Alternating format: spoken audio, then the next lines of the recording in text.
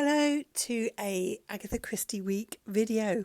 We're going to be talking about these books here. But before I get into the guts and the glory of the video, I just wanted to show you the books themselves. I really enjoy these covers. They're quite simple but effective. And look at that. Look at that. I love the two together. They look really nice. They've both got question marks on the covers. Now, Miss Marple's, I think, is quite cool because her question mark is knitting. I think that's such a cool touch. Hercule Poirot first appeared in 1920 and Miss Marple followed several years later. And more than a century later, we are still talking about them. We still ask ourselves these questions. Who is the better detective? Who played them the best? And indeed, as readers and book lovers, what is the best story?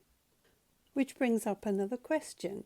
How did two fictional detectives, two fictional characters, mean so much to us as Christie fans? Read these books to find out the answer. Mark Aldridge has written these amazing books.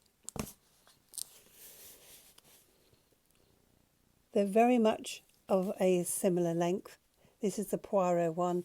I think it's slightly a bit bigger. Absolutely, I don't know if you can see those black lines are all the illustrations, some pictures, as well as some marvellous and absolutely well researched text. The author certainly has done a lot of detective work to write these books.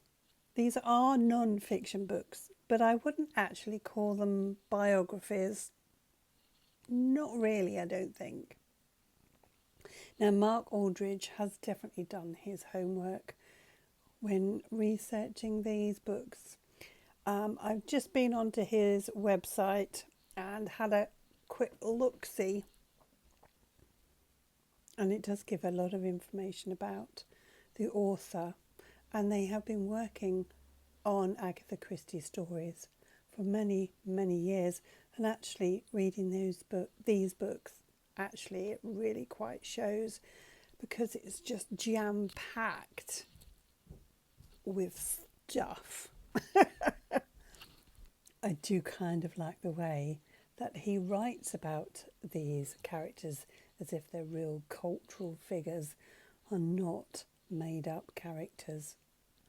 I really like it. It makes them feel really real, and being Poirot and Marple fans, of course, I really enjoyed that.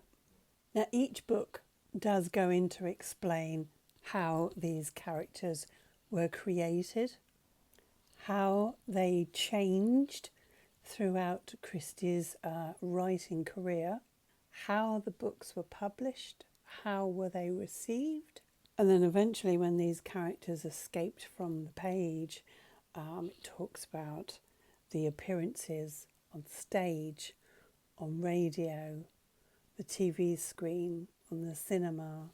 And also there is another fascinating question that this book raises. Can an adaptation become so definitive that it changes the way we read the original books? And perhaps that is a question we can discuss one day in a Coffee Chats and Chapters episode. You see, this author has written other books, and it states so in the cover of this one. It says Agatha Christie on the screen. But whilst I was looking on his website, I did see that there is another book coming. And this should be quite interesting. There is a rather lovely little note to the reader at the beginning, and it says, although arranged chronologically, this book is designed so that you can read it however you choose. It's just, oh, look at this. Look at this. We have a mountain of text, but also we have the pictures of said books that are being talked about.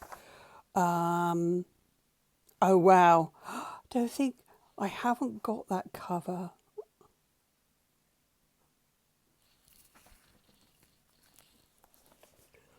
Look at this one. I haven't got that cover. I do have a collection of Fontana books because I love collecting them because the covers are just absolutely crazy. And we have things like this too. So if you are an Agatha Christie reader or a Poirot fan in particular, this is the book to get and to read because it's just chock full of stuff. And honestly, I can't recommend it enough. So now we come on to Miss Marple. Now this book is the same format. It's a dippage, or you can read it from cover to cover. Look at that glorious purple. And as I've said, it's a very similar format to the Poirot one. We have stuff.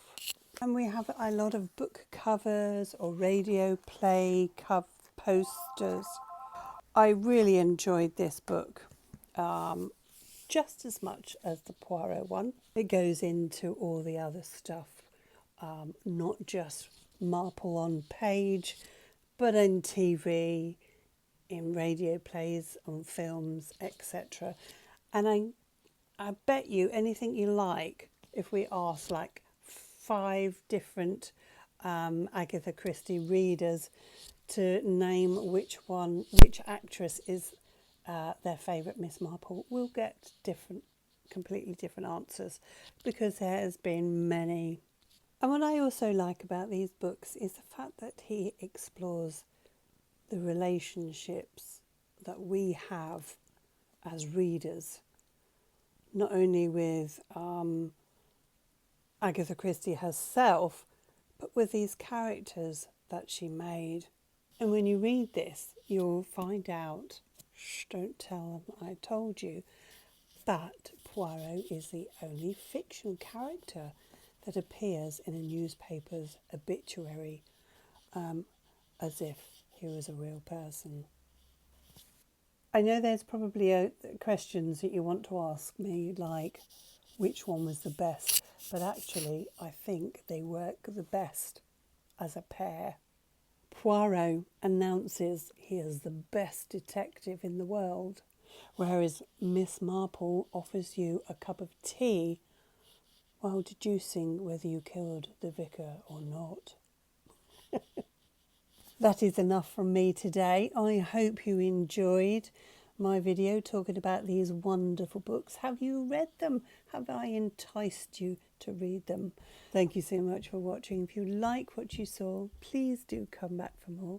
If you want to be a bookish traveller, then you know what to do. And as soon as I reach 1,000 subscribers, I will let you know what a bookish traveller involves. So thank you again, and I'll see you very soon with another Agatha Christie week video. Thanks again. Bye.